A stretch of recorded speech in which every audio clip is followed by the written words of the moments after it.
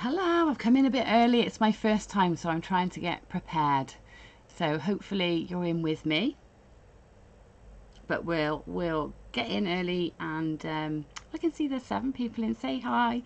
I'm Gemma. If you've never seen me before, Gemma Crow. I've taught Spoilt Rotten Beads in person many times, but never done an online workshop with Spoilt Rotten Beads. So I'm really excited. So I'm really hoping that you'll stay with me, chat loads, and do the demonstration either along or do it after, and ask loads of questions because I love answering questions. And whilst you've got me live, ideal opportunity to quiz me about how to do certain things, and I'll do my best to keep up.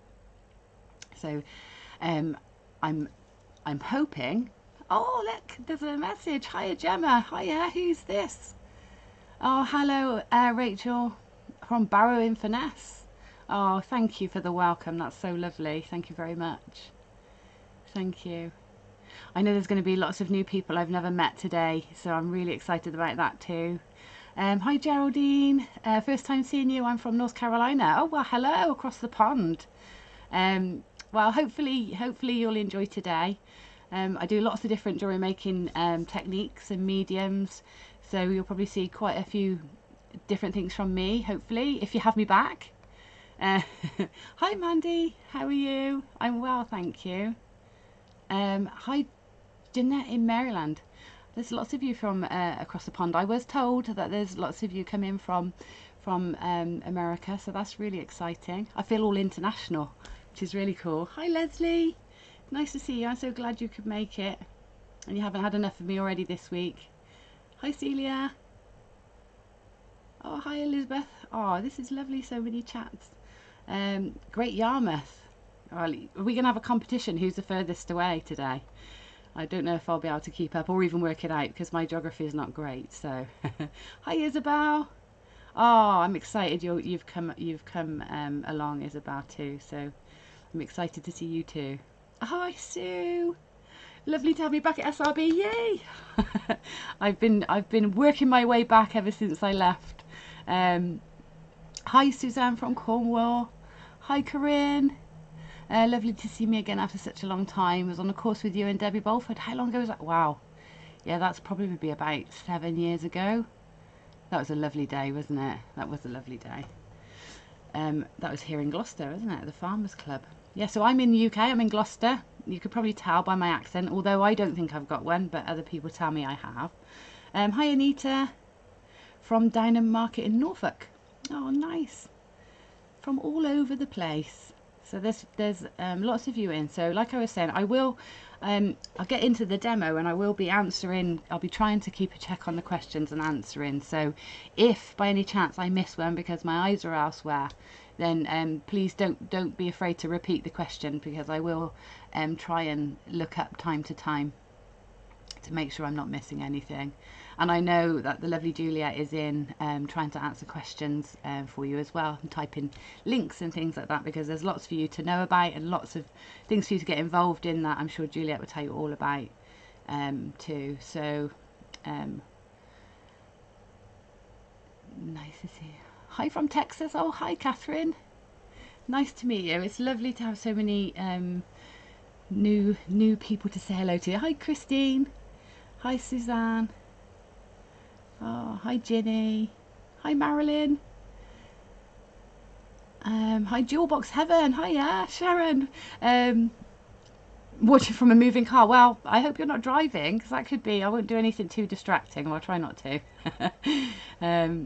So yeah, so here in the comments, Juliet's put a link to some instructions. So there's also along with it today, if you want to, obviously you can rewatch this tutorial as many times as you like, because it will be available on YouTube, and I should imagine via the Spoilt Rotten Beads website. And there's also some images of the stages, and Juliet has written up a few brief instructions as well. So the two hand in hand. Hopefully the project will be easy for you to go through. If you're not driving, oh that's good. Hi Sylvia. Hi Ginny from Utah, from Vienna. Wow, this is wonderful. looking forward to the demo, and yeah, I will get on with it soon. I just want to make sure that we start not too early, just to allow people to get in and settle in. You have to make sure you've got a cup of coffee because it's a lot of chattering, and I'm meeting new people, so this is really fun. Morning from Maryland. Hello, Molly. Yeah, so you can download the instructions and the photographs as well if you want to do that. Some people like to have photographs. I do. I'm a visual person. I think most of us creatives are, aren't we? We like to see things and study the picture. Sometimes we don't need the words, we just need the pictures. So you can have a bit of both. I'll be doing a bit of wire work for you today. I don't know if you've seen the tutorial. I'll show you it whilst we're getting ready. So I've got the other camera, but I will show you just hanging up here. So this is what we'll be doing today. It's a wire work frame, and it surrounds one of these lovely cabochons. And then we've added some extra bits that you can add if you want to, or you can leave off. And we've also got a rosary link chain on there too. So frame's made with wire. Then we'll be encrusting the frame with some preciosa bicones, and then embellishing a bit further with some seed beads, a size 11. I have to check all these things. Size 8 Toho seed beads, and we'll be doing that. Yeah, and I'll show you how to put it together. And there's loads of adaptations you can make once you've got the technique. So the world's your oyster. The kits for this tutorial will also be in the link in this video, and I'm sure, oh hello Faye, that's my sister. I'm sure Juliet will put the links in for the kits, which are an amazing price, and they're going to go a long way, so you can do more than one project with one kit. So just get yourself some extra cabochons, because you'll be wanting to make loads of these. They make great pendants, but also great brooches as well. Oh, I've got lots of names. Nancy Zimmerman. Hi Nancy, it's lovely to see you over here. And hello my sister Faye. Thank you for sharing the video into my other pages, that's great. Victoria, hiya. Looking forward to your demo. I can't make jewellery at the minute, I broke my wrist, oh no. And had an op, so keeping myself busy watching others. But that's it, just taking all the inspiration. You'll be storing it all up, and as soon as it's better, you'll be ready to explode with creativity. Oh, it's an awful thought, breaking my son broke his wrist last year, nasty break, and it's taken him a long time to recover. Not just to recover, but to have confidence in it again. So good luck to you, Victoria. Link to the kits is in the stream now, so you can go and take a look there. Hi Helen, nice to see you. Glad to catch a live. I know it's lovely catching lives, isn't it? I sometimes get a chance to catch live demos. It's nice to natter, isn't it? I love watching them after, but it is nice to join in with the chat. Good morning from Nashville in Tennessee. Hi Lisa, and hi Susan. Afternoon, my love to you too. Oh, it's so lovely to have some lovely familiar names and some new names too. It looks like this chat is pretty good at keeping up. I'm used to having to scroll backwards and forwards to find everything, but it's working. Oh, hello Mum, my mum's here. It's a family affair, so everybody, Sherry's my mum and Faye's my sister. They're lovely women, lovely women. I'm very lucky to have lots of lovely women in my life. Good morning from New York. Good morning, Patricia. Good morning from Pennsylvania. Hello.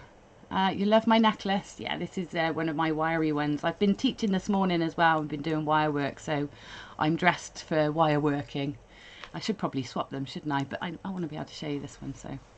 But thank you very much. This one's called Gratitude, and I actually thought today was a good day to feel grateful for things, because I'm very grateful to be here.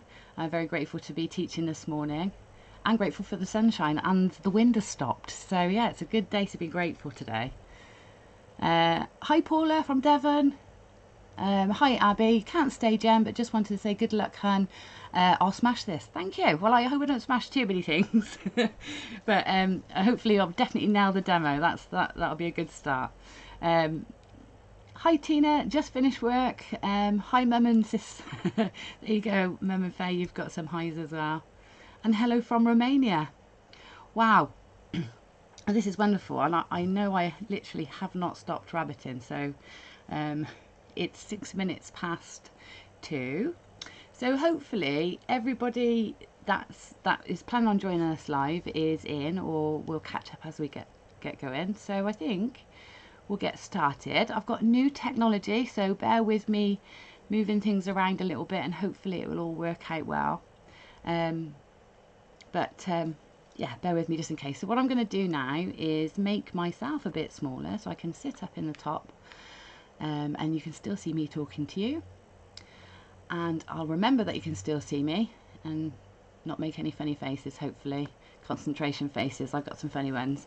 And here's the camera for our hands. Hopefully it's clear enough for you. The zoom is taken off of auto and set to be about right here. So I'll try and make sure that I bring things into the right space so that you can see in detail. We'll take a bit of time to make sure that happens. Jem, you're an old hand at this old malarkey. Yeah, I should be by now, shouldn't I? I should be, but it's all new. It's all new technology, and I've learnt new things, and Juliet's been very patient with me with my tech, and my son's been helping me too. Oh, who have I missed? I've missed somebody from Romania. Who did I miss? I must say hello, because it's I don't want to miss anybody out. Oh, what's happened? Oh, there we go. Hi. Oh, let's see if I can pronounce your name, and I'm so sorry if I don't do it correctly. Marita Marina? What a beautiful name. From Romania. Hello. Kathy from Dauphin, PA. I missed the intro, but glad I'm catching the tutorial. Oh, I'm sure we'll natter all the way through, so you haven't missed much. I've just talked at a million miles an hour. Charlie, you love my necklace, thank you.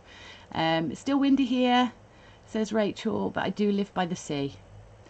Some people think I live by the sea because you'll hear lots of seagulls, but I don't. I live in the city centre where I think because the wind's been so strong, there's been a lot of rubbish blown around, and the seagulls love that. Hi from Maine, from Angeline in USA. Hello.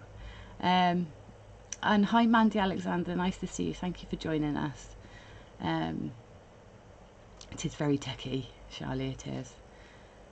Just need to tip the cam a bit, lol. Okay, let's see if I can tip the cam a bit.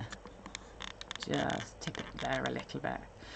My arm for my camera isn't quite long enough to come all the way over the top, so hopefully this will work and it's the right perspective for you. Feedback always welcome, so if you want me to do something different for next time, I will see if I can work on that and make it better. We'll learn as we go along, won't we? Okay, right, new message. Oh, it tells me when I got a new message that I haven't read. We'll be your guinea pigs. Yes, thank you. And good morning from South Ozone Park in New York. Good morning, Anita. Right, shall we get cracking then? So let me talk you through the tools that we need for this project. So it's a nice simple wire project. So if you've never done it before, it's a great little project to use your seed beads with, because you get all these lovely little areas that you can fill with seed beads or crystals or gems. So basic toolkit then. I've got my round nose pliers, which I will use. So just these are the pliers with the round jaws.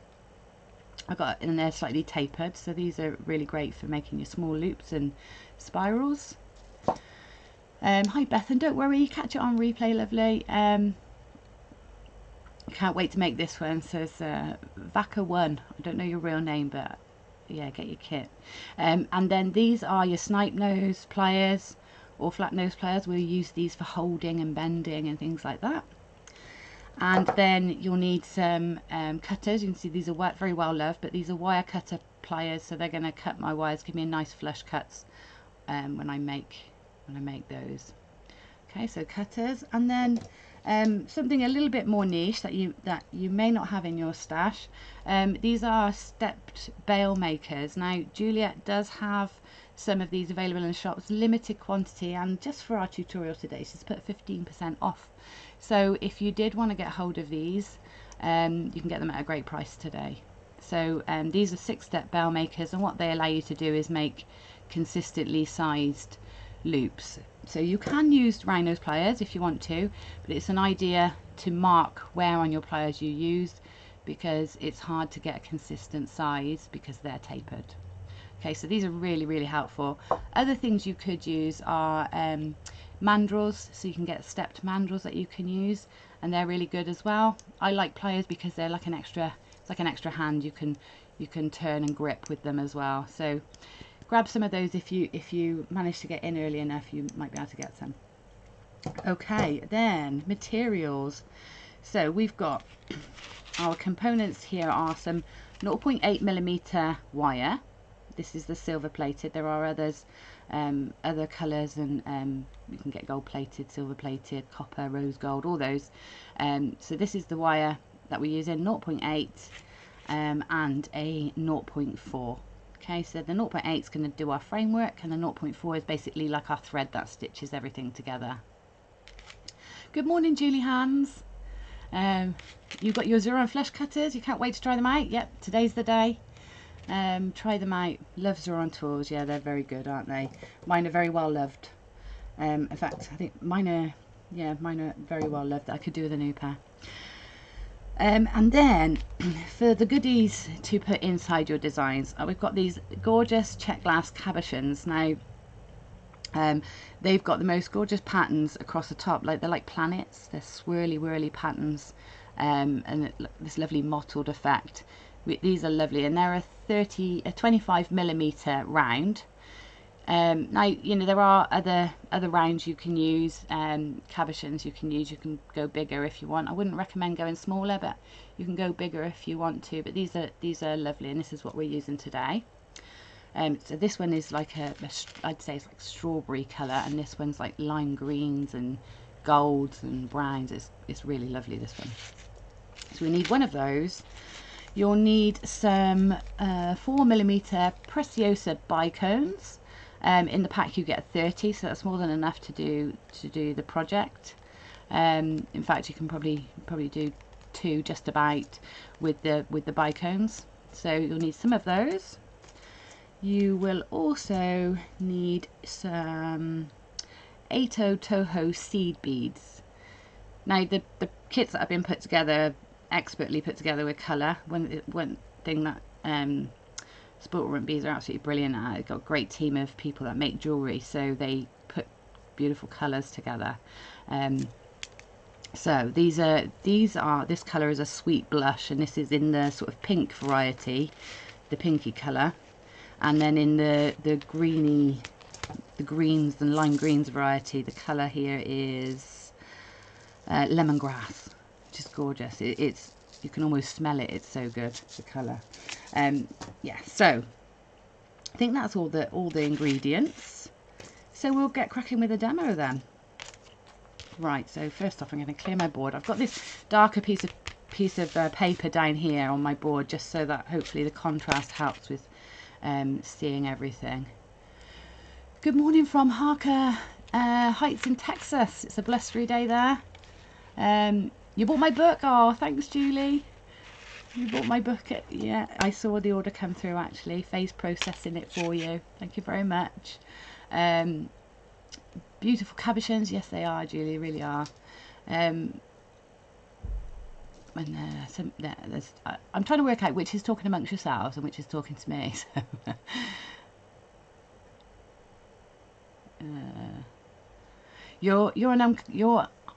Rachel says, I'm uncomfortable with wire work as I've never been taught properly.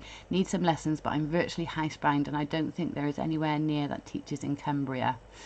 Oh, well, Cumbria, Rachel, not Cumbria. Your name's not Cumbria. Just keep a check out. I run beginner wire work courses, so you can find me after. I think Juliet will put links to anywhere you can find me. I do beginner wire work courses every week. There's courses or there's individual workshops, so have a look because they're all online, and it works pretty well. So this is a nice beginner technique. So start with this one and see how you get on. Okay, so I'm going to cut a length of my 0.8 wire. Now you can work from the reel if you want to be cautious about how much wire you use, but I find, especially if I'm demonstrating, the wire flicks around and make lots of noise, so I'm going to cut mine off. So I'm going to give myself a good sort of 70 or 80 centimeters to work with. You could go for a bit more, but I'm going to go with that much. And then I'm going to take my bail making pliers, and when I'm selecting what size loop, so that what I'm going to make now is the loop section that goes around the cabochon. So what I'm going to do is I'm going to look at the loops, the sections on my bail makers, and just see which size loop best suits the size of the bicone. So we got a 4mm bicone, and on my bail making pliers, I think the third step is probably the most suited to the size that we need. So I'm going to use this third step on my bail makers. Okay, and then I'm going to come down from the end of my wire. I'm going to leave myself about 8 to 9 centimeters, or so, 4 inches or so at the end, just so I've got something to work with later. And then I'm going to pop the jaws of my pliers. I'm going to hold on with the jaws, and I've got this section here is where I want to make my first loop around this section on the bail makers. Okay, so I'm going to take my longer end of the wire and I'm going to start passing that around the bail makers. Okay, so that's gone around like that. I can't go any further because my bail makers the jaws are in the way. So what I'm going to do is I'm just going to remove those and put them back in the same place on the same mandrel, and then I'm going to continue to take that wire around.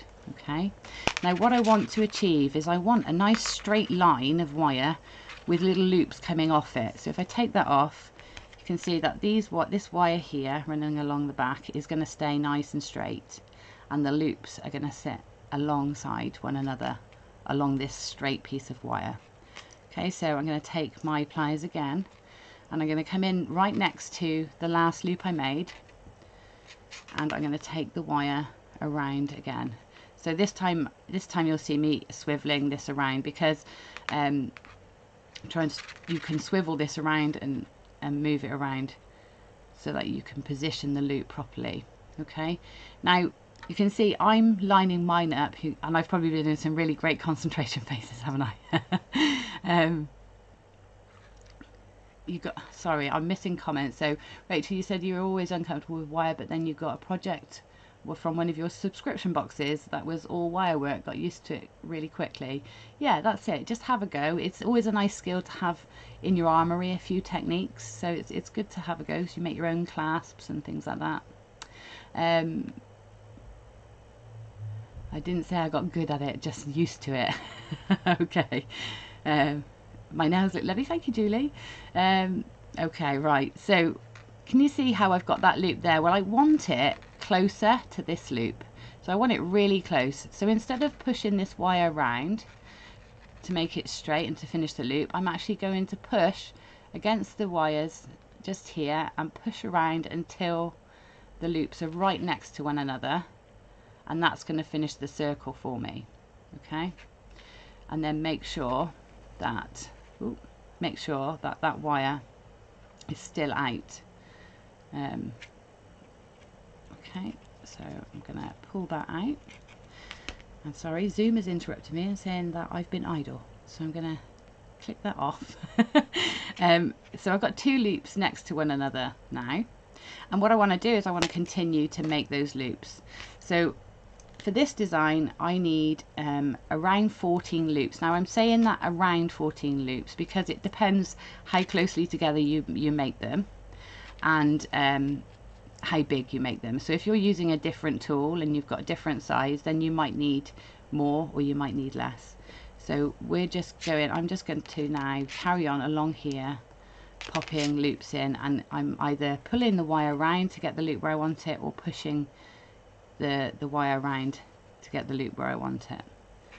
Okay, and just keep an eye, keep coming back and checking that that line is still nice and straight. Okay, and those loops are nice and close together.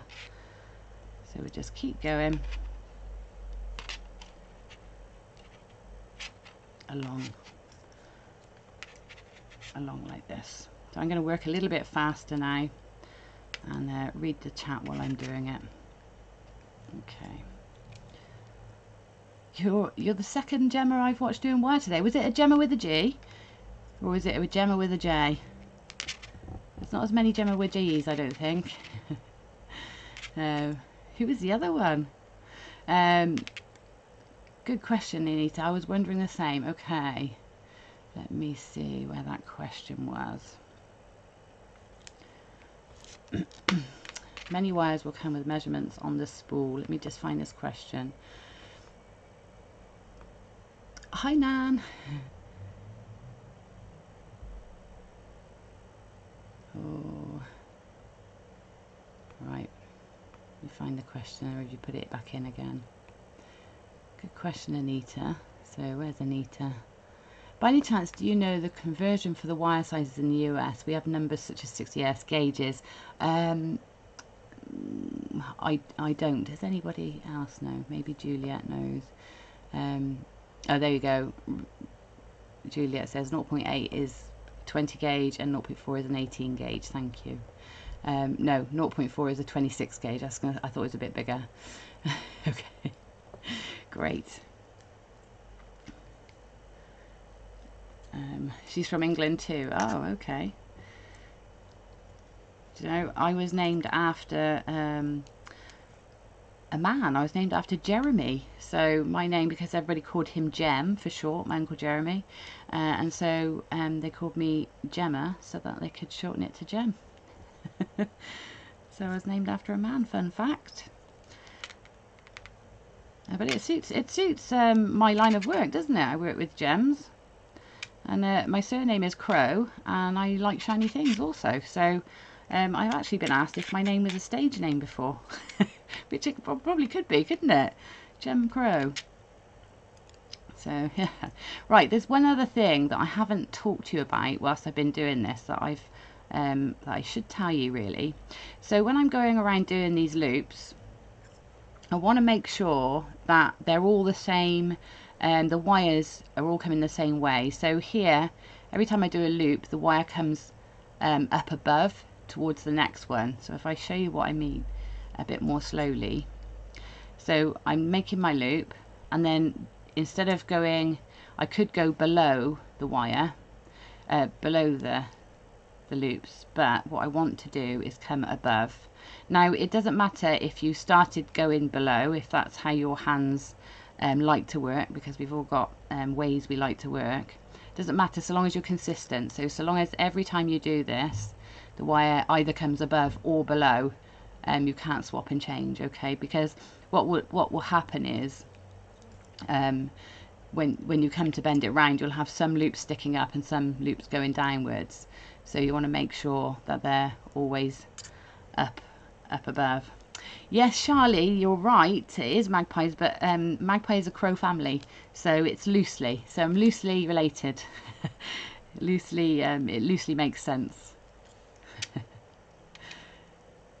Yeah, it is a great name for somebody who works with gems. Oh, you watch Gem Hawks? Yeah, no, Gem with a J. Oh, the lovely Gem Hawks. She does some great tutorials. Yeah, and she is here in the UK. Okay, so I don't know how many I've got on here, but I'm going to stop there, so I'm sure you don't want to watch me doing all loads and loads. And what we're going to do now is we're going to manipulate this into a circle. Okay, so when you finish this, you might find it a bit higgledy-piggledy, a bit backwards and forwards, not quite straight. So what I'm going to do is just press with my fingers. I don't want to use nylon jewel pliers or anything here to press these into place. Because if you use nylon jewel pliers, what happens is it splays it out a little bit. We want to keep the shape. So what I'm doing is just pressing with my fingers to just get that into shape. Okay, and the other thing that happens when you press down with pliers or anything onto the wire is it hardens the wire. So if you're not used to working with wire comes in different hardnesses. This is like a half hard, which means it's great for holding shape when you make it.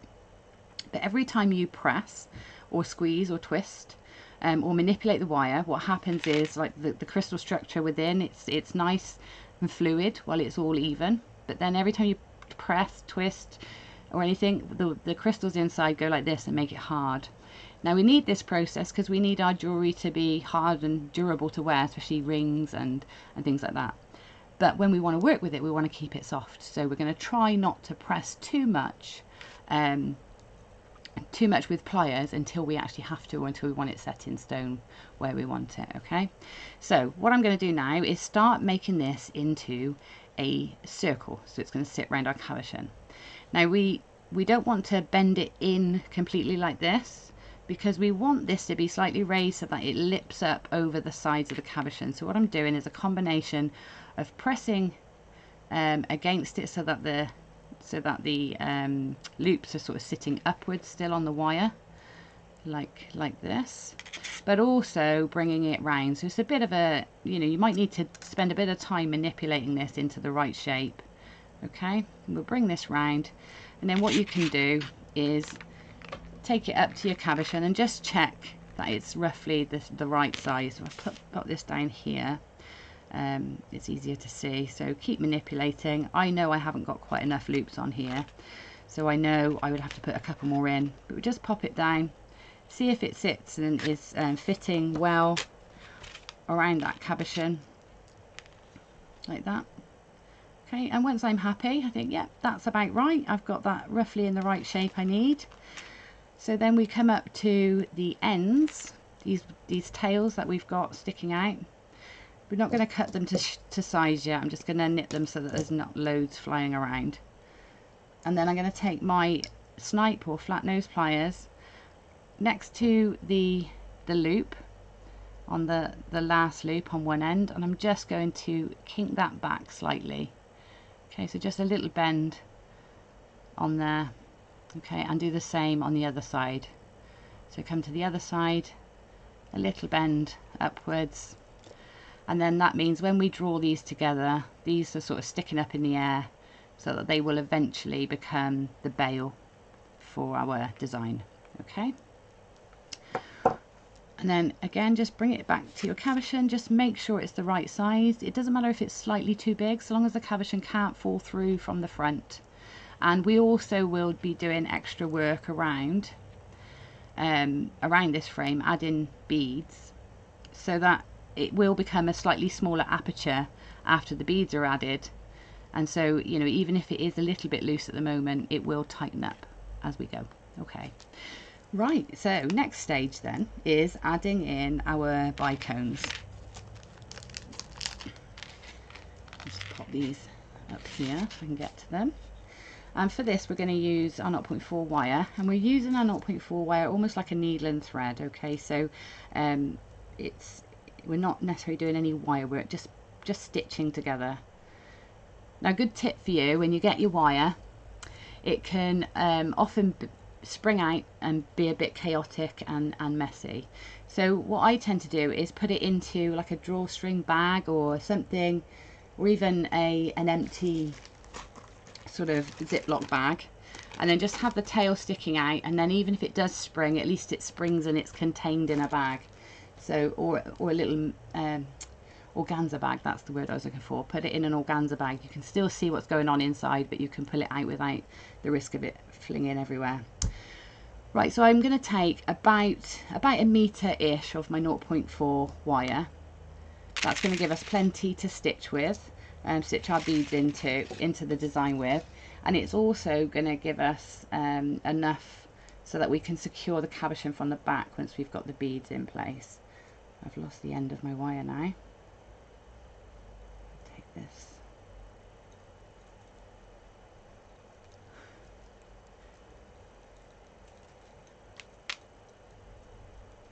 Tangle, tangle, tangle.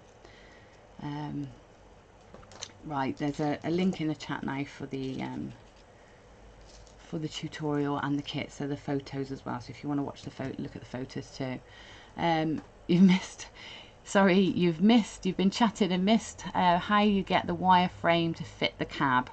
It's just about manipulating this around with your fingers slowly until you get it roughly into the right shape. And you want those loops to be slightly angled so that they sit on sort of the contours of the cabochon. So it's just about manipulating it round to the shape of your cabochon.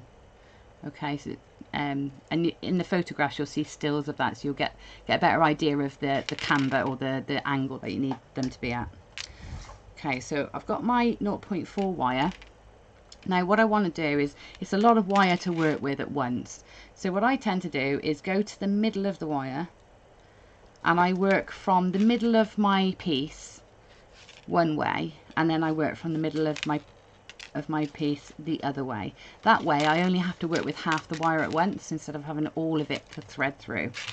Okay, so first off I'm going to attach my wire into the frame. So to do this I just want to sort of find roughly the center, and then can you see where the two loops sort of join, or touch one another? Just here. I'm just going to wrap the wire around there. So I'm going to take the 0.4 wire and thread it down through one loop and up through the next loop to it, and pull. And again, remember, we're going to try and go to the center of the wire to work, so that we don't have to work with loads all at the same time. Okay,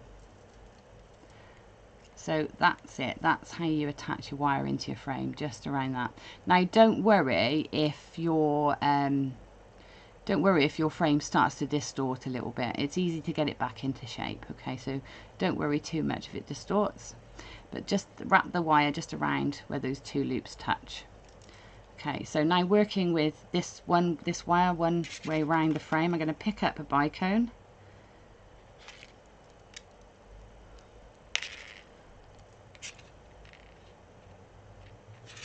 Pick up one of these bicones. Now if you've picked the right size on your mandrel, that should just sit nicely into that little loop you've made.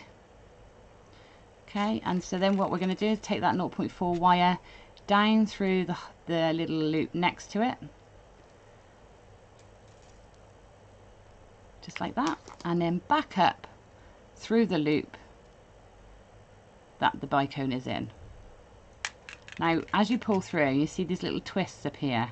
Get on that straight away. You don't want to leave that to chance. So what you do to make that twist go away, if you pull it, that's going to pull into a tiny little twist, which will make the wire really vulnerable because it will snap, or make it difficult to pass through your beads. So what you want to do at this point is just twist it open. So literally twist the loop open and pull it through, and just try as you go through to avoid that happening. But if it does, that's how you do it. The last thing you want to do is try and pull it straight, because you'll get a little notch, which is where it gets really weak, and then can either snap or be difficult to get through the beads. So there we are, ready to put the next little bicone in place. So that sits now into the next hole, and you do exactly the same again, down through that loop. Okay, keeping an eye that that doesn't twist. Down through the loop and up through the loop with the gemstone in, or with the bicone in. Okay, like this. Okay, so you keep going until all the little holes are filled with beautiful bicones, and eventually, here's one I made earlier, you get to this point. Okay, so you can see I haven't done the last two on this one. I've gone all the way around, but I've missed the last two. And that's because on this one we're going to do something a little bit different, because these two ends are separate. We want them to join together. So I'm going to pull them together and add my last couple of bicones. Let me just check I haven't missed anything. Your battery's running out. Oh no, Patricia. How do you know when to stop looping? So Charlie, if you're doing the same measurements, if you've got the kit that we're using, and you're using the third step on the bell makers, you're going to need 14 loops. If you're using different sizes, then what you'll have to do is just keep manipulating it around and just keep checking. So do it by eye and then keep going back up to it. There's nothing to stop you making it all the way around and then adding more loops. So I would say it's easier to add more than it is to take them out, because when you take them out, we talked about that work hardening of the wire, undoing it will give you wonky wires to work with. So best to do less and then add if you need to, but just keep taking it up to your gemstone to see. Memories of that accident, aunt and uncle in Harvington near Evesham in Worcestershire. Yeah, it's close to Worcestershire, next county along. You'd always skip over the wire wrapping tutorials. Nancy says, I have a drilled coin gemstone. Could I attach the small wire, run it through the hole and wrap it around the top where the round wires go through and incorporate it into the bell? Yes, of course you can. Once you've got this frame, you can use this frame to add anything in. You've got all these lovely areas to attach wires to. So you've got all these lovely little holes and little points to connect other things in or stitch other things in. So once you've got this could be a component on its own. I mean, you could just pop an ear wire on that and that would be a lovely earring. So yeah, there's nothing to stop you just incorporating different elements in. I mean, this one we have to secure the cab from the back. With a drilled stone you wouldn't have to. So yeah, loads of options. Can you wrap one bicone up close to the camera so my old eyes can see? I'm so sorry, Angeline. I'll do it now. I'll do that now with this last section, but there are photographs that are really close up. So if you go to the website, I know Juliet's put some links in where you get the kits, you'll also find the tutorial with really close-up photos. So hopefully combination of the video, me talking to you, and then looking at the photos, it'll all be nice and clear for you. Okay. How annoying. Your Asda deliveries here. That always happens, isn't it? You wait all day, nothing happens. You start trying to do something and the door goes. Happened to me earlier. It's always the postman. Right, I'm going to try and do this one a bit closer. So I'm joining the two ends together now. So I've got my bicone. I've just dropped it onto that wire and bringing it down into, well, let's see how close I can get. Bringing it down into the sort of little hole, and I'm going to take it over to the next one. Now, although these aren't joined, this is sort of the same as it is all the way around. So you can see that next, so I'm going to do it without getting my thumbs in the way. See that next hole along. I'm going to take the wire down through it. Ooh. Down through there. I'm going to have to move that, sorry. Down through the hole like that, and then the wire back up through the same hole that crystal's in. Okay, so it's basically just cinching those two circles, those two little loops together. So in order to get this camera to sort of be as clear as possible with streaming, it's great when you're not streaming and you're just filming, but when you stream it takes a mind of its own. So we turn the autofocus off because it takes too long to adjust. And so we've got it set to zoom at a certain point, the best point possible. So I have to keep moving my hands just to see if that's the right place where I've set it to. So I'm sorry if it's not clear, but the photos will definitely help. Okay, so I'll do the next one. I'll try and do this one nice and close as well. So the next one drops into that hole again. The next two, the last, this is the last one, so drops into that last hole, down through the next loop along with the 0.4 wire.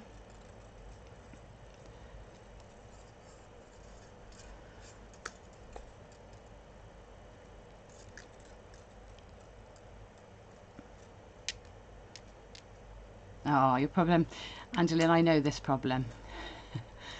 You make it look so easy, and then you go to do it and it looks like a boxing match between spools of wire. I wonder why. Yeah, it's tricky. It's like wire taming. It should be a sport. It's a tricky thing, wire taming. But you know what, the most difficult thing is sort of knowing where to put your hands and how to. It's that dexterity part of it that's the tricky bit, and that's the bit you only get with practice. So we can give you some hints and tips and things like that along the way, but it's true, practice makes perfect. Yeah,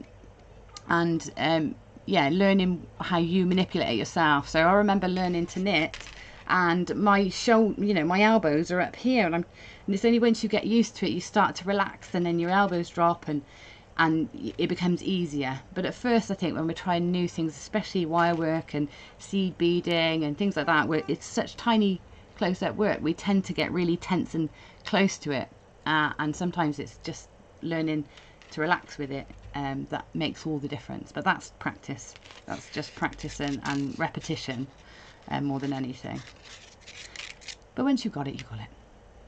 Okay, so we're here. We've stitched our frame together. We've got all our beads around. So now what we want to do is infill all these little, so it's like a scalloped edge now along the inside of this frame.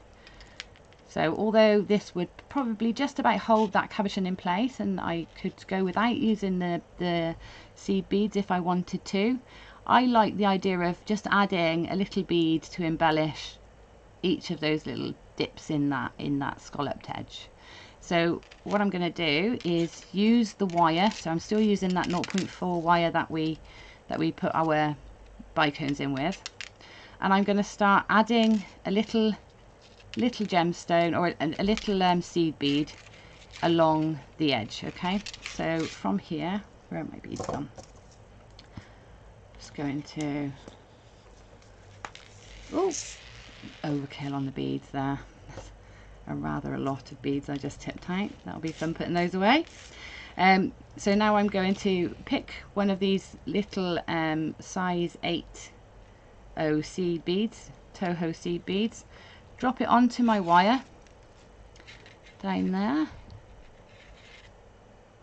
okay, and allow it to sit in that little crevice between the two, in the frame there, okay.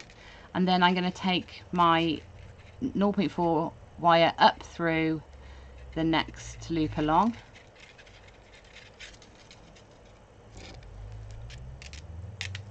and pull,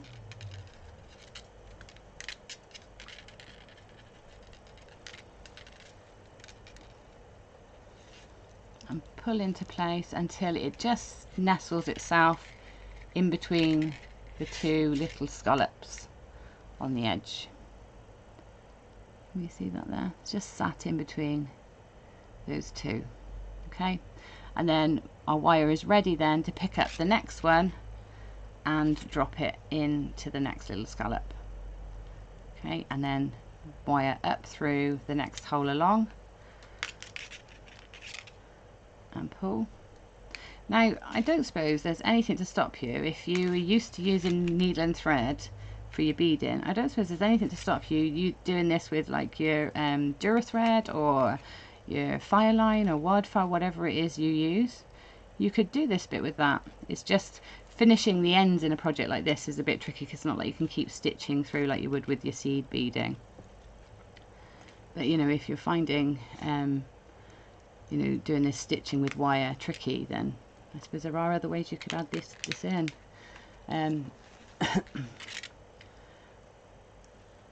You love these colours. I love these colours too. They're so bright. Do you know what? I was ever so tempted to mix them up as well because I love pink and lime green together, like a vivid pink and lime green.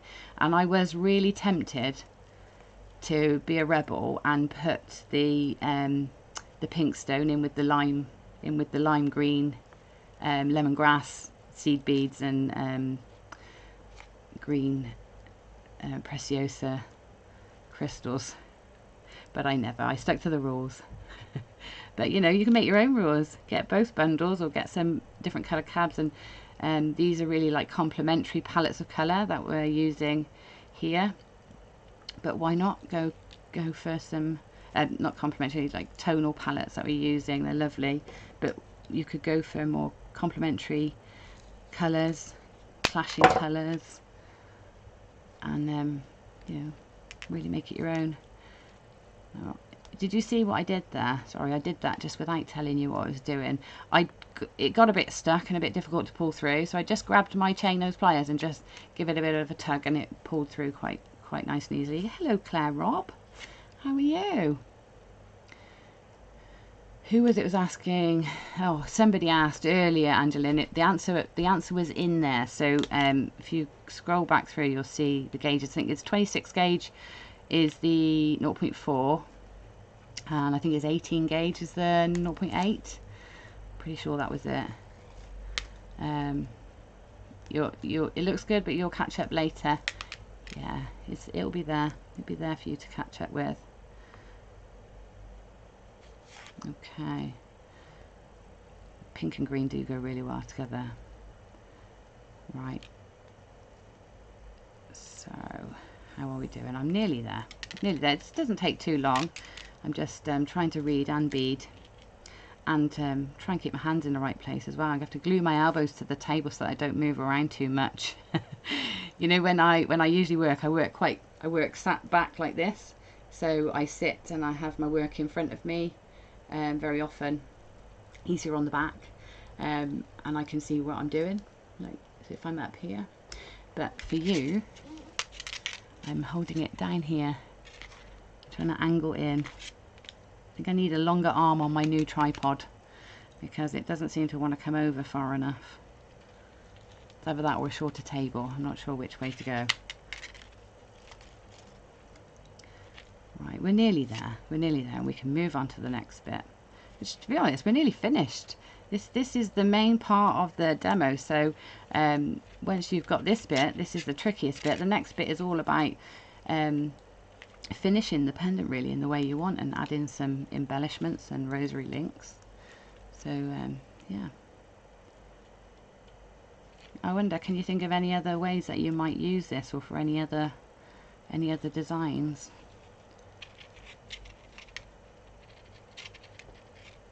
Oh, right. Oh, that's really helpful. Thanks, Angeline. Angeline's just telling us all that she Googled wire gauge conversion to millimeters and got a chart with all the sizes. That's really handy. I should have that up on the wall, really, especially if I'm going to be speaking to lots of you in the US, so that I can have that on hand. Numbers don't seem to stay in my brain, so I will need it written down. Okay, last couple, and then I can show you something else. A little tip as well, if you're struggling to get your wire to go through, if you're struggling to make the wire go through, you know, because it's too straight, if you just give it a little sort of bend on the end, well, you can see that it's just the tiniest little kink on the end, a curved sort of kink upwards. You can sort of scoop the wire up through, rather than trying to get in your fingers in the loop and do it. So if you just make that little curve, it sort of helps it find its way through.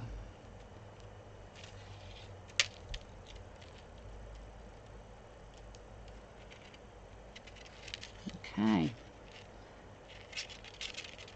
I nearly stitched them without putting the bead on.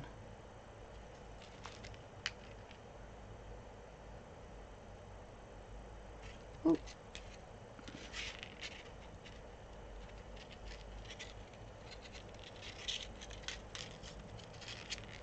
This wire is really lovely as well.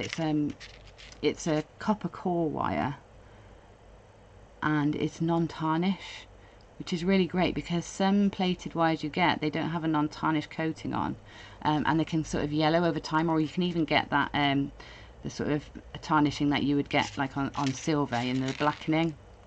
But this is got a coating on to stop that happening. And I've used tarnish non-tarnish wire alongside other wires, and parts of my design have gone yellow and parts have stayed nice and bright, and it's very frustrating. So it's always good to make sure that you're getting your wire from the same supplier, or it's the same type of wire all the time. Okay, so I've gone all the way around. I've added those little Toho beads, size 8 Tohos, all the way around. And now if I bring my cabochon back in, you can see that that is framing that really beautifully. This is lovely, this one. It looks very floral and pretty. Just in time for spring, which is coming, everybody. It really is. There's signs. I've seen the snowdrops and the daffodils. It's definitely coming. So there you go. It fits in there quite nicely.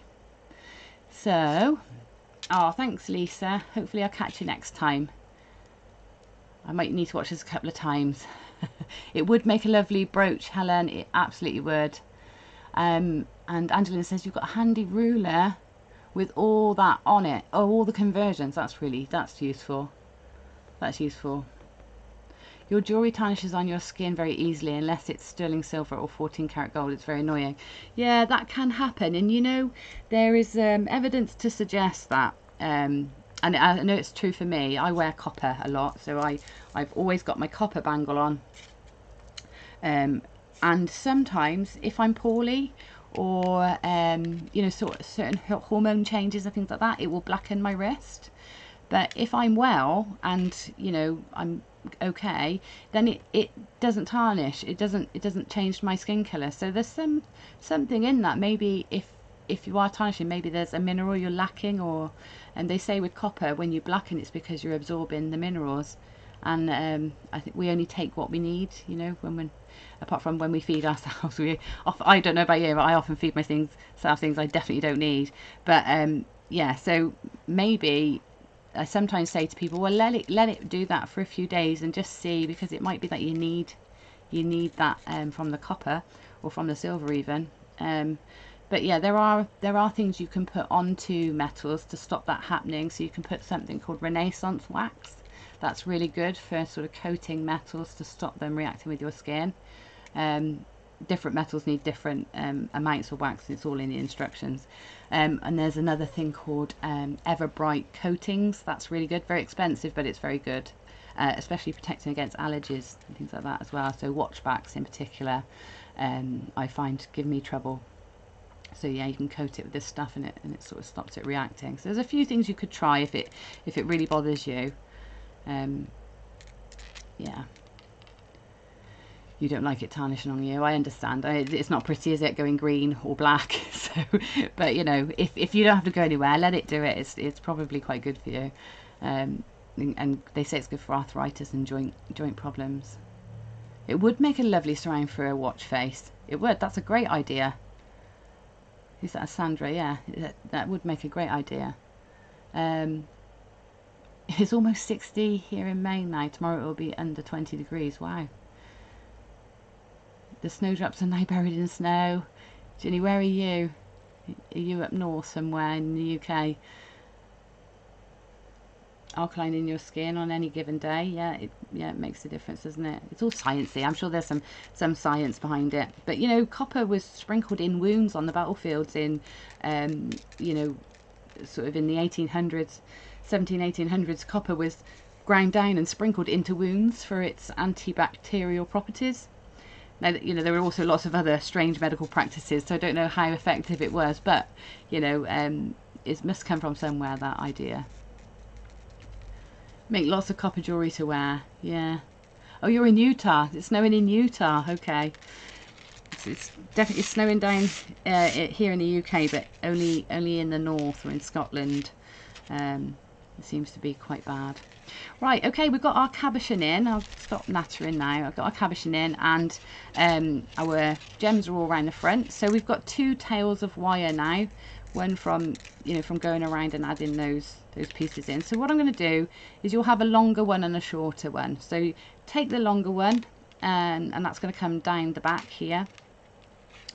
And then the shorter one we can just wrap around that bail area, just to sort of cinch them together.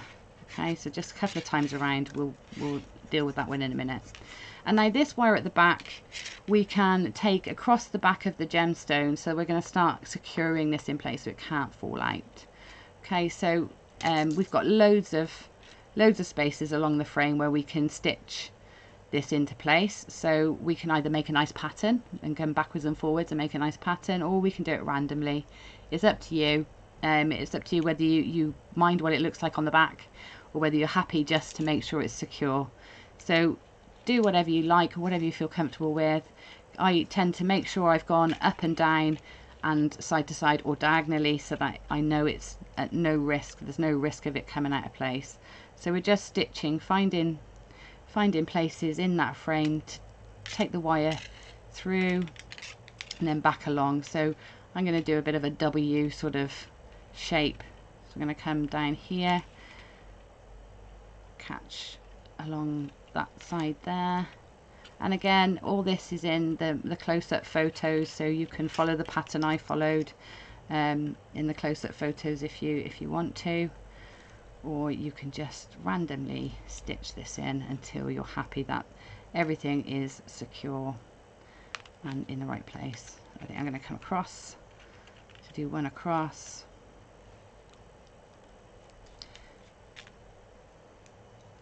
Oh, there's that loop again, we don't want that. So if you remember, what we do is we just twist that loop out so that it opens and then back through.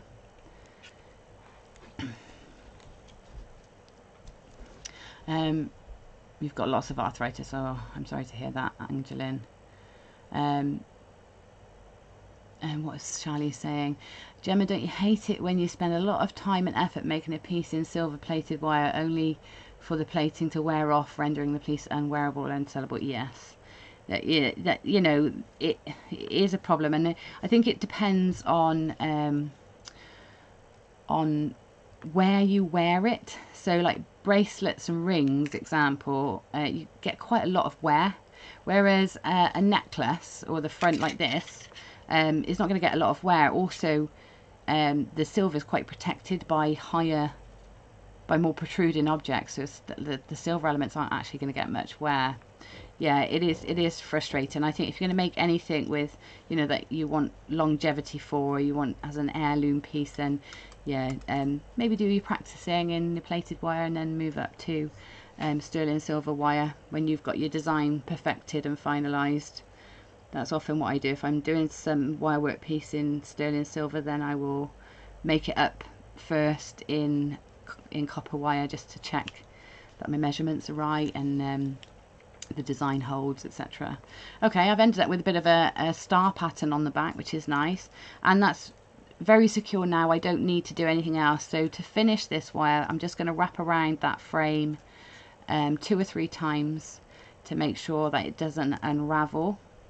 Okay, so once I've got it wrapped around a few times, I'm going to push that right into the frame as far as I can. So I'm got fingernails that I use as tools, and I'm pushing that right in. If you haven't got fingernails, you can use some pliers just to push that right into the frame before you snip it off, and that way none of the ends are going to scratch or poke you. Okay, so, and again, once you've cut it, make it doubly secure and doubly safe by pinching that end even further. Run your fingers over it just to make sure there's no sticky outy bits. Right, so this wire at the top here, we can get rid of this one too. So I've wrapped that around a couple of times around the 2 bail wires at the top. So just again wrap that a couple of times just to make sure that it doesn't unravel. And this time I'm going to cut that off at the back. And just the same as before, I'm going to give it a bit of a pinch with my snipe or flat nose pliers just to make sure the end tucks in nicely.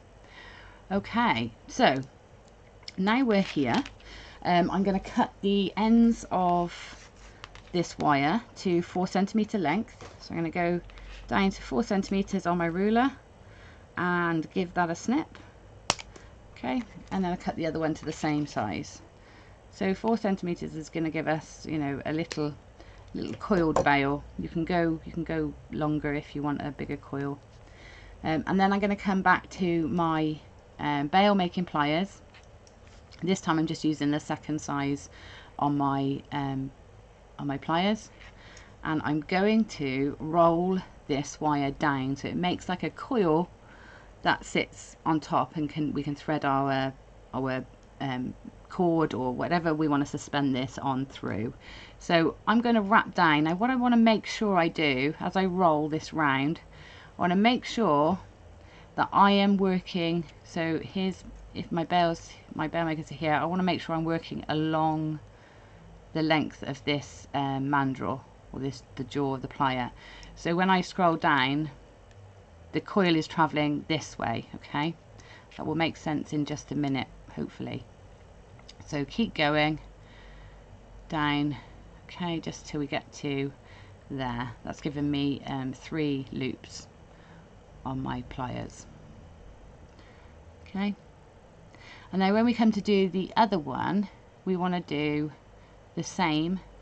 So we're going to make sure we've got to make sure we're doing the loops in the same direction, so coming away from myself, but making sure that, so I would turn this round. If I was doing this just me, not showing you, I'd turn this round so I could orientate it so that you can see it properly.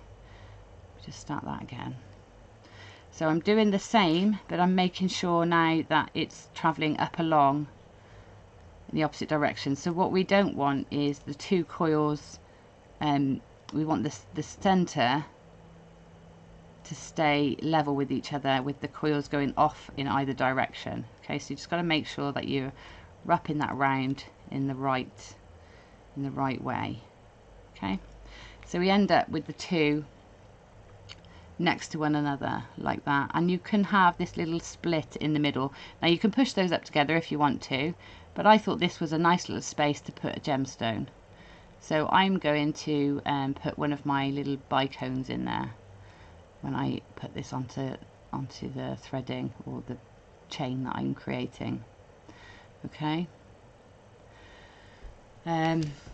right, so now I'm going to take some of my back to my 0.8mm wire, and I'm going to start creating the chain for this cabochon. So you might have some little offcuts that you've cut off from making your bail, or snipping the excess off of from making your pendant. So that's good if you have, because making the little rosary link chains is ideal for that. What I'm going to do here is I'm going to put a little eye loop on the end of this wire, and it's going to form the first part of a chain link. Okay, so now I'm coming to my round nose pliers, and I'm just going to put the wire into the jaws of the pliers. I want to make sure I can't feel anything protruding from the wire, from the jaws, and then I'm going to turn my wrist and my pliers around like this until my loop sort of it touches, so it's made a loop. Can you see it's off to the side a bit like the letter P? If I turn it that way, it's sort of off to the side like that. So what I want to do is level that up and make it look more like a lollipop. So I'm just going to pop my tip of my pliers into and hold on to where the wires touch, where the loop meets the straight wire, and then I'm just going to use my finger to push against the tail of that wire just to make that loop sit centrally. Okay, so there's your eye loop. There's a tool, oh, good to know, there is a tool that can be used that smooths the ends of the wire where you cut them, and they might be jagged. Yes, does anybody know the name of that tool? I think it's called a wire burrer, and it's basically like a little cup with a burr that's in, you know, on the out. Usually burrs are on the outside, and they're little sort of wavy lines that go around the head of something, and they turn and sort of etch out or engrave or file an end. Well, a wire end burrer is like a concave version of that rather than a convex, and you put the wire into it and twist it. Now that's great, it's great, but the thing, you can just use a plain needle file to smooth the ends of your wire as well. So just a simple needle file, doesn't matter whether it's a diamond cut or a metal working file. Give it a rub over. Make sure you go all the way around the end, and that will smooth the end off nicely for you. If I'm ever making ear wires, then I will always file the ends, because you don't want any sharp bits going through your ear. Right, coming back to this then. So I've got my eye pin. So I'm just going to add a combination of my seed beads, crystal bicones, and then I'm going to pop that through that first section on the bail there. And then before I go to the next section, I'm just going to pop on one of the bicones and sit that in between the two ends. Okay, so it's going to be a bit fiddly. So we want it inside in there. So that's sitting in there nicely. Because of that shape, it nestles really beautifully in there. It just peeks out from the middle like a little set gemstone. So then pull that in, and then we'll pop another bicone and another seed bead just to finish that little section there. Okay, and then we can put an eye loop on the opposite end. So I'm going to get my flat nose pliers, and when I'm making an eye loop, I always bend the wire off to an angle first. It makes, when I roll that loop back, it makes it into that into that lollipop position we were talking about, rather than having that P position. We want a lollipop. So I've bent that first to give me the marker. Then I'm going to cut this end down. It's about 1 centimetre. I'm cutting to make the loop. And again, this is something with practice you'll just get consistent. I always seem to cut the same size, and I always seem to use the same point on my pliers because I do it so often. But if at first you want to pop a little mark on your pliers to know where you're doing your loops, then do that. And if you want to measure your wire, then of course do that too, until you get sort of into that. It's almost like muscle memory now for me, where I cut and how long I leave the lengths of wire. Okay, so there's your pendant, all nicely done and finished. And then there's your little hanger that you can use to attach into a chain or further rosary links. So if you want to make rosary links, it's exactly the same as I've just shown you, just combinations of gemstones and eye loop either side. What I'm going to do is I'll make one, and show you how to do it, and then you can do as many or as few as you like. There's nothing to stop you making a nice seed bead rope, or because I know lots of you are very talented with your seed beading. So you can make a nice seed bead rope and suspend your pendant from that. And if you're going to do that, you can just leave these tails for the bail longer. So use a longer length to start with. Leave these longer, and then use your bail making pliers to make a much bigger coil to thread your seed bead rope through. Or just lots of strands of seed beads. I love that. Multi strands of seed beads. You're going to have absolutely tons left on your toe hose to make just a seed bead neckline to suspend this from. But if you do want to do rosary links, let me talk you through. So again, make sure your end's cut, and it's a nice flat cut. You don't want a jaggedy end there. So, and then make your loop on one end. Okay, so once you've got your loop, I'm going to straighten it up. So I want to come in here and straighten that up, so I've got my lollipop shape rather than my pea shape. And then I'm going to take a selection of beads. So it's up to you. If you want to use your bicones doing this, then that's great. Or you can just use just your toe hose. I think they look lovely. I'm going to use a combination again. So I've got, ooh, this one doesn't want to behave. There you go. Do you talk to your beads? I talk to my beads. Your loops are never the same, even when you mark your pliers. Different size loops every time, even with a looper. Don't know how I manage it. It's just a talent. That is pretty clever. That.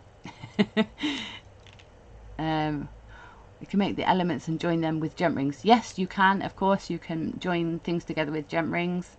But when you do a rosary link, the nice thing is you don't need jump rings. You just link each link into each other, so you don't actually need any jump rings. Just something else you can do away with.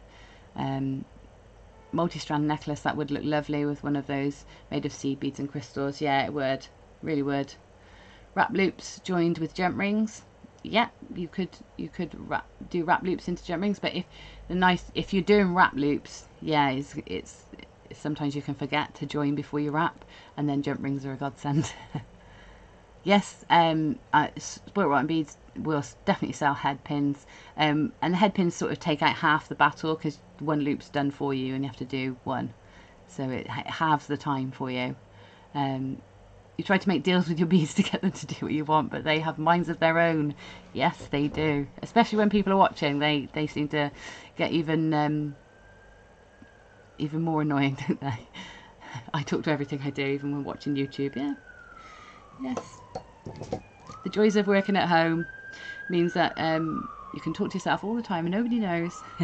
Okay, so I've got my little selection of gemstones or beads onto my wire, and then I'm going to do the same as before. I'm going to make that 45-degree bend before I do the second loop. Okay, so I'm going to pop my snipe nose pliers right next to the beads. Use my finger to push that wire over. Okay, so I got this nice bend now. Then I'm going to cut off, so I've got about 1 centimetre of wire there. Then take my round nose pliers, pop them so that there's nothing sticking out of the end. So I'm going to get that curve right to the end, and then roll my pliers in towards the beads. Okay, now if you find it's a little bit, you've got a little bit too much wire there, then you can come round and you can nip off any excess from in here. So you can get your flush cutters right in and nip off any excess if you do find you've cut a bit too much wire. Okay, I'm going to squish that closed again. Okay, so then this would be my section. So what I would do is I'd just make a load of these up, even, you know, even numbers, so I've got the same number for each side, and then I would just connect them into this design. So just open up. So to connect, what you do is you open these loops. Now you don't open them by pulling them apart, you open them by twisting upwards. So if I bring that up here, so we don't pull it apart. If we pull this apart, we distort the circle, and we also weaken the point, weaken it here. Okay, so what we do is, if you can see, it's held flat against my finger, and if you watch my hand with my pliers, what I do is turn it upwards. So I'm making that loop open in that way, and then pop it onto the next loop in your design, and then turn it back down. Okay, so, and there you go, and that's how you would rosary link that necklace. And you can add, you know, add anything you like into that rosary link chain. So the only other thing I've got to show you in this design is just showing you just almost exactly the same as what we've just done.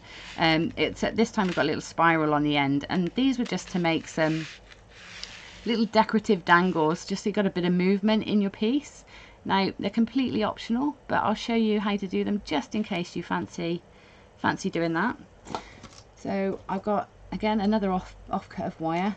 What's nice is you don't get much waste in wire work. You always use, even these little bits can make little rosary links. So again, I'm going to make sure that my end is trimmed down nice and flat, and I'm going to start this spiral. Now spirals take a bit of practice. You might find that you just do them really easily and you have no trouble at all, and then you also might find that they are your nemesis and take you ages to perfect them, but they're worth perfecting because they're so useful. Okay, so right into the tip of my pliers, as close as I can get to the end of my pliers, and as close as I can get to the tip of the wire.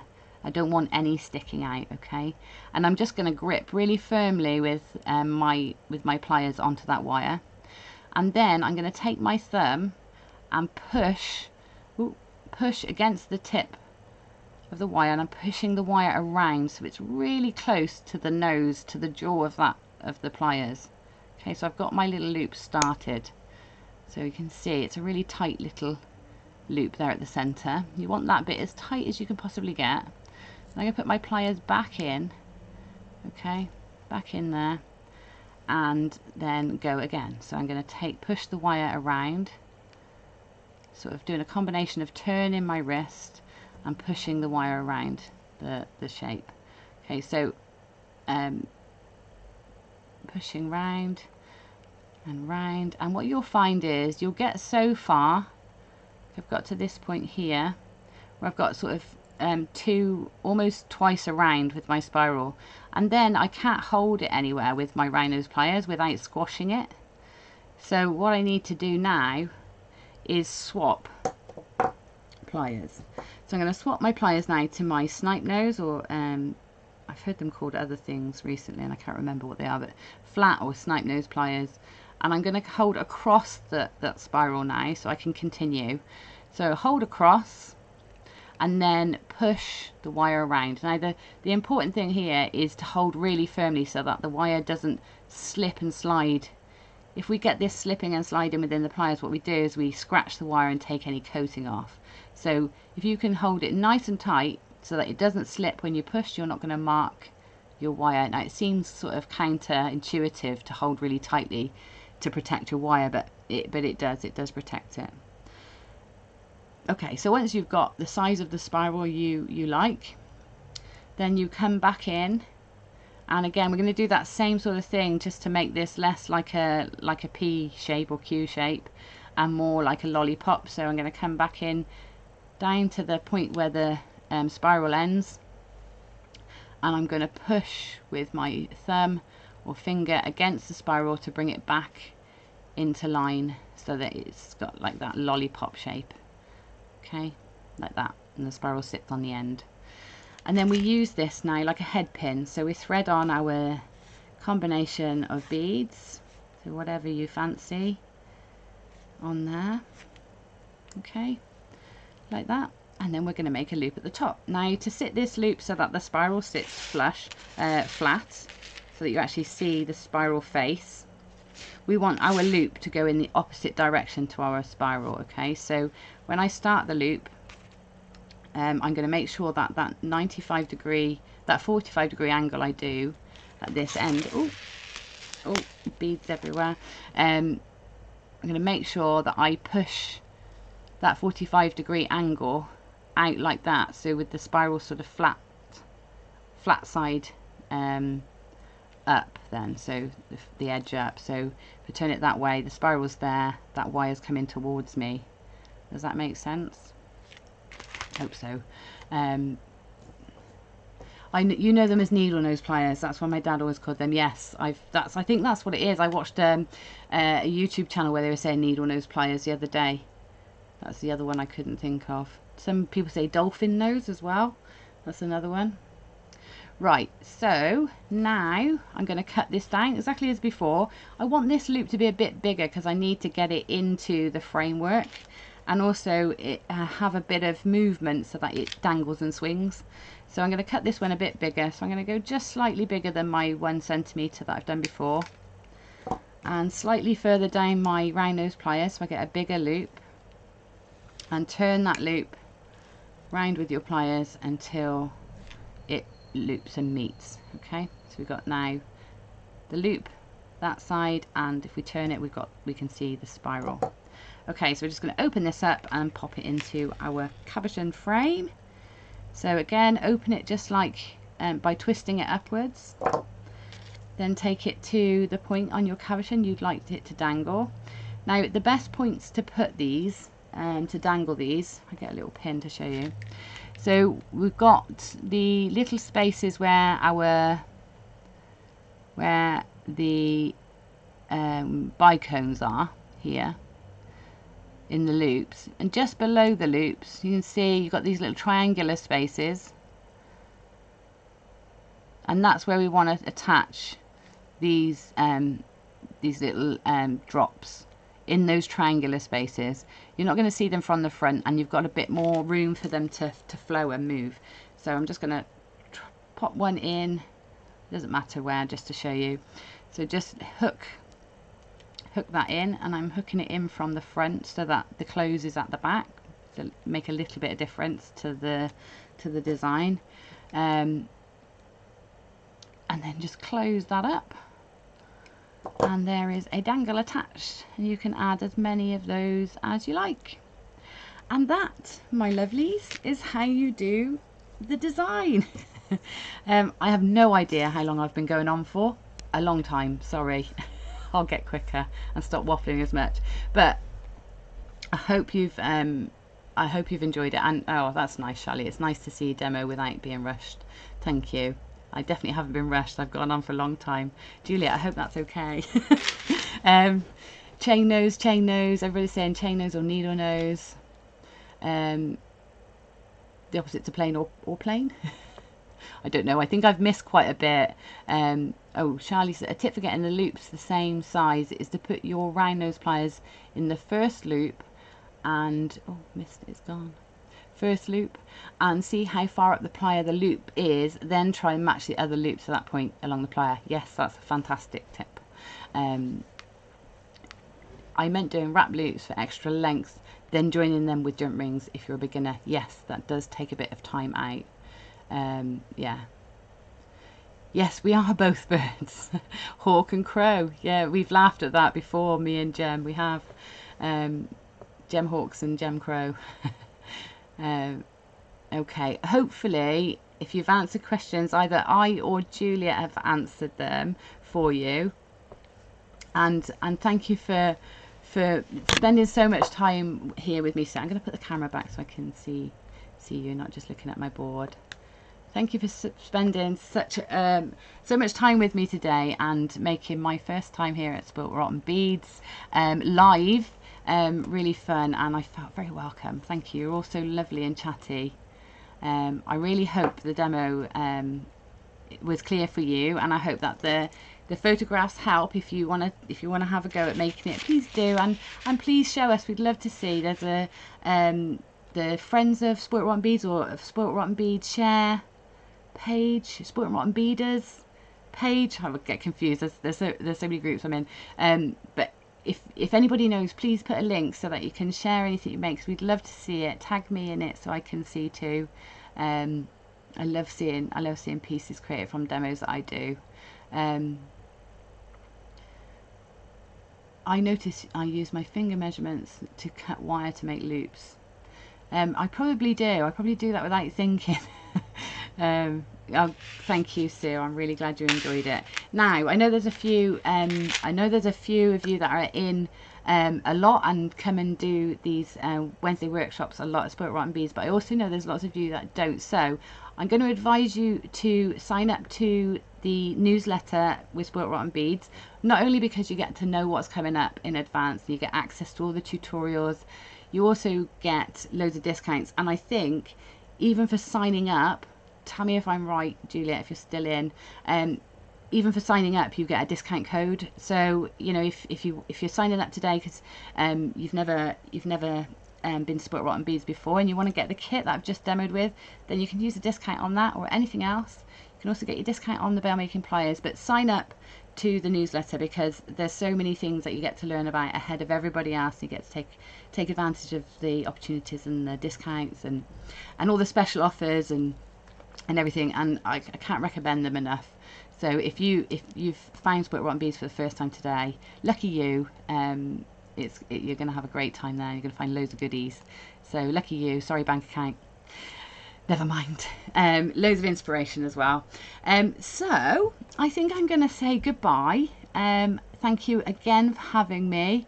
And I'll see you hopefully next month, because we've got more designs in the making, but also great to hear what you'd like to see. So if you've seen anything that I've done before that you think, well, I'd like to see how to do that, then please let me know, and I'm sure Juliet and I between us can work out how we can bring that to you. Other than that, I'm going to say goodbye and thank you so much. And I think all I have to do is press stop streaming. So here goes. If I'm still here, I did it wrong. See you again soon. Bye, everybody. Thank you so much again. Bye. Am I sure I want to stop?